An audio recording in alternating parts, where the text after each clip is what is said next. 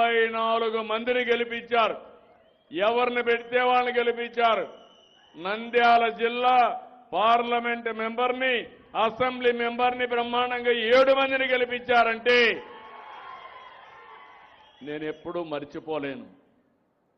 రాయలసీమలో 7 సీట్లు తప్ప అన్ని సీట్లు గెలిపించారు.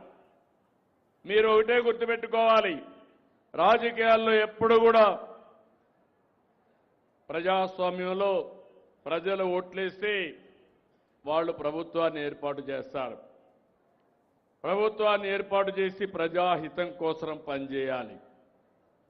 ఈరోజు కొంతమంది మీరు చూశారు, నేను చెప్పాను, ఒక్క వివాదం కాదు, అన్ని వివాదాలే, అన్ని కుంభకోణాలే. మద్యం విషయం మీరు చూశారు, మామూలు విషయం కాదు. 30,000 మంది కల్తీ మద్యం దాగి చనిపోయే పరిస్థితికి వచ్చారు. అందులో డబ్బులు సంపాదించుకునే పరిస్థితికి వచ్చారు. ఒక్కొక్క నెల 100 కోట్ల రూపాయలు అవినీతి చేసే పరిస్థితికి వచ్చారు. ఏమనాలి నాకైతే అర్థం కాదు. అంటే పేదవాడి ఆరోగ్యం కంటే వీళ్ళకు డబ్బులే ముఖ్యం.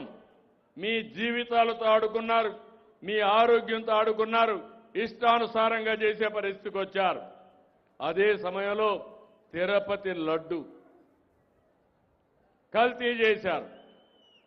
నాకు రిపోర్ట్ వస్తే ఆ విషయమే చెప్పాను. మీరందరూ గుర్తుపెట్టుకోవాలి, నేను ముఖ్యమంత్రి అయిన మొదటి రోజున నేను నా సెక్రటరీని పెట్టుకొని రెండో సంతకం తిరుమల తిరుపతి దేవస్థానానికి ఈవోని వేశాను. ఎందుకు వేశానంటే ఎక్కడ చూసినా ఆరోపణలు, పవిత్రత దెబ్బతినింది, కలుషితమైన ప్రసాదాలు తయారు చేశారు. అవి చూసిన తర్వాత నేను వెంకటేశ్వర స్వామి భక్తుణ్ణి, మీరు గుర్తుపెట్టుకోవాలి. దానికి కారణం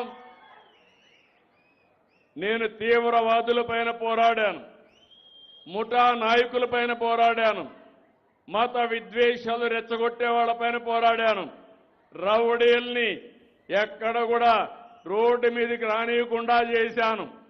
ఇక్కడ ఈ రాష్ట్రమే సమైక్య ఆంధ్రప్రదేశ్ చేశాను.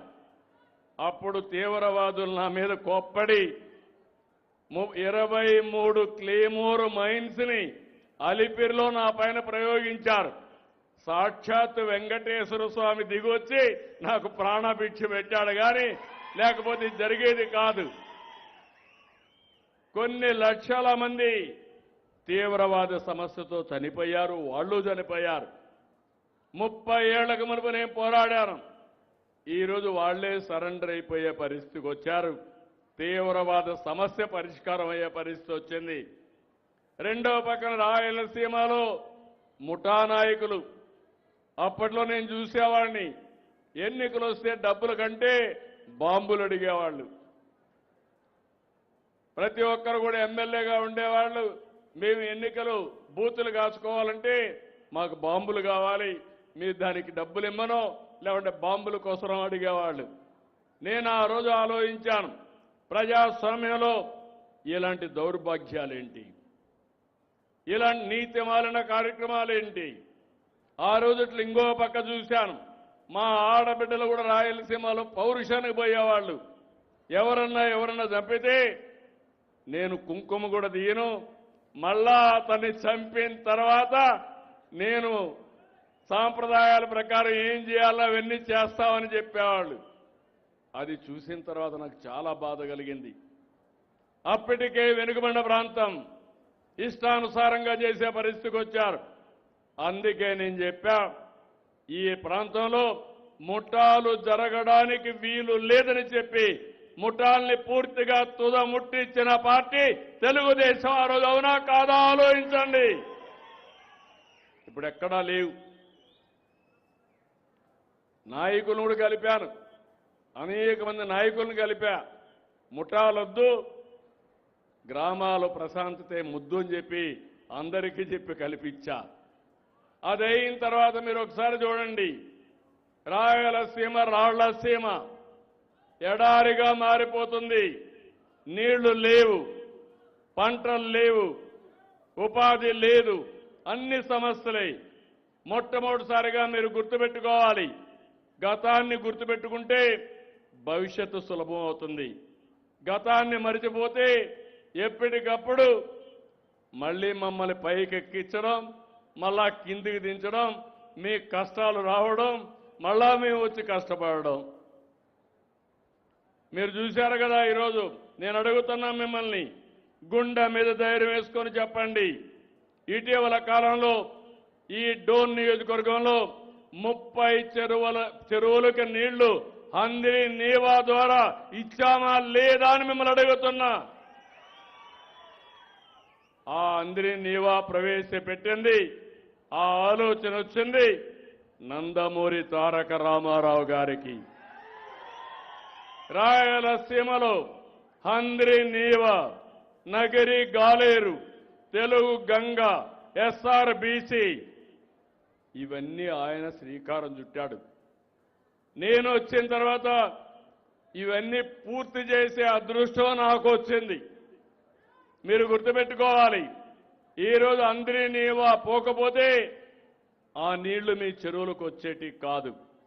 ఆ చెరువుల్లో నీళ్లు వస్తే బంగారు పండించే రైతాంగం ఉన్నారు, బంగారు పండే భూములు మన దగ్గర ఉన్నాయి. అందుకే నేను ఆలోచించి ఒక సంవత్సరంలో 3,500 కోట్ల రూపాయలు అవుతుందంటే పర్వాలేదు, హంద్రి నీవా కాలం వెడల్పు చేయాలని 733 కిలోమీటర్లు వెడల్పు చేసి కడాను కుప్పానికి కూడా నీళ్లు ఇచ్చామంటే మీరు గుర్తుపెట్టుకోవాలని ఆ పట్టుదల. మీరంతా భగీరథుడి గురించి వింటారు. భగీరథుడిని స్ఫూర్తిలో పెట్టుకొని ఈ రాయలసీమలో ప్రతి ఎకరాకు నీళ్లు ఇవ్వాలనేది నా సంకల్పం అని మరొక్కసారి మీకు విజ్ఞప్తి చేస్తున్నా.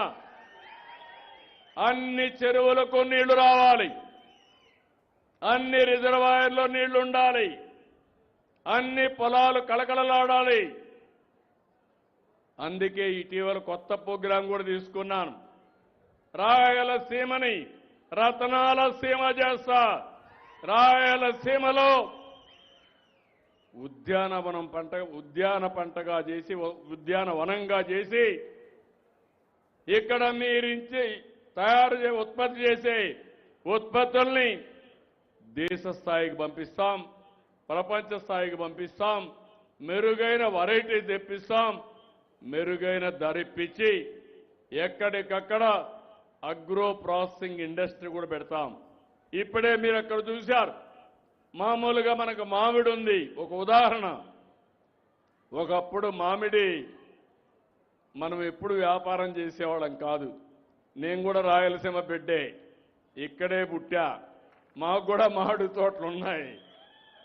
ఆ రోజు నేను మామిడి తోట చూస్తే ఇంటికోసం 1 ఎకరా 2 ఎకరాలు వేసుకునేవాళ్ళం. ఆ తర్వాత 4-5 ఎకరాలు ఉంటే ఏం చేయాలో తెలియక అందరికి కూడా ఇచ్చిన తర్వాత ఒకసారి పంపకాలు కూడా చేసేవాళ్ళం. ఎవరికైనా మనకు పండ్లు వస్తే, మామిడి పండ్లు వస్తే ఊర్లో వాళ్ళకి అందరికీ 1 పుట్ట 2 పుట్టలు ఫ్రీగా ఇచ్చేవాళ్ళం. అది మన సంస్కృతి. తర్వాత ఆలోచించిన తర్వాత ఎవరో ఒకరు వచ్చేవాళ్ళు బయట నుంచి, మీ తోట మేము కొంటామని. అప్పుడు వాళ్ళకి ఇచ్చేవాళ్ళం, ఓకే కొనుక్కొని ఇంత డబ్బులు ఇస్తారని. అక్కడి నుంచి వాణిజ్య పంటగా తయారైంది మామిడి. మీరు గుర్తుపెట్టుకోవాలి, అంత మునుపంతా కూడా ఇవన్నీ ఉండేటివి కాదు. అక్కడి నుంచి వాణిజ్య పంట అయితే ఈరోజు మామిడి కానీ నేను చూశాను, మామిడికి తెగులు వస్తుంది. మామిడి అటు ఇటు ఊగితే ఆ కొమ్మలు రాచుకొని పండు కూడా సరిగా ఉండదు. దానికి ఈరోజు పేపర్ కవర్ పెట్టారు. పేపర్ కవర్ పెడితే పోయినసారి రేట్లు బాగా పడిపోయినాయి. నేనే ఆ రోజు 4 రూపాయలు ప్రతి ఒక్క కేజీకి సబ్సిడీ ఇచ్చాను. సబ్సిడీ ఇచ్చి రైతులు కాపాడుకోవడానికి ముందు ఎవ్వరు ఇవ్వాలా, తెలంగాణ ఇవ్వాలా, లేకపోతే తమిళనాడు ఇవ్వాలా, కర్ణాటక ఇవ్వలేదు, మనమే ఇచ్చాం. ఇప్పుడు కొత్తగా ఇంట్రడ్యూస్ చేశాం, 50% ఈ కవర్ ఏదైతే ఉందో ఆ కవర్ ఒక్కొక్క పండుకు ఒకటి పెడితే మంచి నాణ్యమైన పళ్ళు వస్తాయి. పోయిన సంవత్సరం అందరికీ 7,000, 8,000, 5,000 వస్తే ఈ కవర్ పెట్టిన వాళ్ళకి 40,000, 35,000 వచ్చాయి. ఇప్పుడు మీరు చూస్తే ఇంటర్నేషనల్ మార్కెట్లో డిమాండ్ పెరిగి ఒక టన్నుకు 1,40,000 1,30,000 వస్తున్నాయంటే అది మన పంటకుండే విలువ. ఆ విలువని పెంచడం మీ అందరి బాధ్యత. దానికి సహకరించే బాధ్యత నాదని నేను మీకు తెలియజేస్తున్నా. అందుకే భవిష్యత్తులో ఒకటి హామీ ఇస్తున్నా, రాయలసీమని హార్టికల్చర్ హబ్గా తయారు చేస్తాం. కేంద్రంతో మాట్లాడాం, 30,000 కోట్ల రూపాయలు ఇవ్వడానికి సిద్ధపడ్డారు. అది కూడా తీసుకొస్తాం. అదే సమయంలో ఇంకొక 70,000 కోట్ల రూపాయలు పెట్టుబడులు తీసుకొస్తాం ప్రైవేటుగా. ఈ రెండు పెట్టి 1,00,000 కోట్ల రూపాయలతో ప్రపంచంలోనే బిగ్గెస్ట్ హార్టికల్చర్ హబ్గా నా రాయలసీమను తయారు చేసే బాధ్యత నాదని మీ అందరికీ హామీ ఇస్తున్నా. ఇది వస్తే రైతుల యొక్క దశ దిశ మారుతుంది.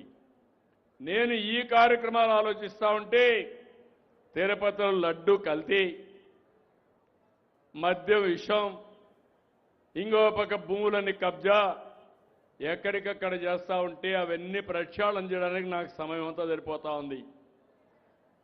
దానిపైన మళ్ళా తప్పుడు ప్రచారం, సిబిఐ రిపోర్ట్ ఇచ్చిన దానిపైన తప్పుడు ప్రచారం. నేను ఒకటే చెప్తున్నా, వెంకటేశ్వర స్వామికి అపచారం చేస్తే, వెంకటేశ్వర స్వామిని అపవిత్రం చేస్తే నేను ఎట్టి పరిస్థితుల్లో ఉపేక్షించనని మరొక్కసారి మీ అందరికీ హామీ ఇస్తున్నా. నేను చెయ్యను, వేరే వాళ్ళని చేయనీయను. ఇంకో పక్క ప్రార్థనాలయాలు కూడా, మసీదులు కానీ చర్చిలు కానీ వాళ్ళని గౌరవిస్తాం, అవి కూడా కాపాడుతాం. మత సామరస్యాన్ని కాపాడాలి, ప్రతి ఒక్కరి మనోభావాలను కాపాడాలి. కుట్రపూరితంగా మత విద్వేషాలు రెచ్చగొట్టాలని, లేనిపోని సమస్యలు చేయాలంటే మాత్రం ఎట్టి పరిస్థితులు ఉపేక్షించనని చెప్పి మరొక్కసారి మీ అందరికీ హామీ ఇస్తున్నా. మీరు ఒక్కసారి గుర్తుపెట్టుకోవాలి, ఈ రాయలసీమలో ఏం జరిగాయని. నేనే ముఖ్యమంత్రి ఆ రోజు 2019 ఎన్నికల కంటే ముందు నిద్ర లేచి టీవీలో ఒక వార్త వచ్చింది. ఆ వార్త పాపం వివేకానంద రెడ్డి ఆత్మహత్య, మన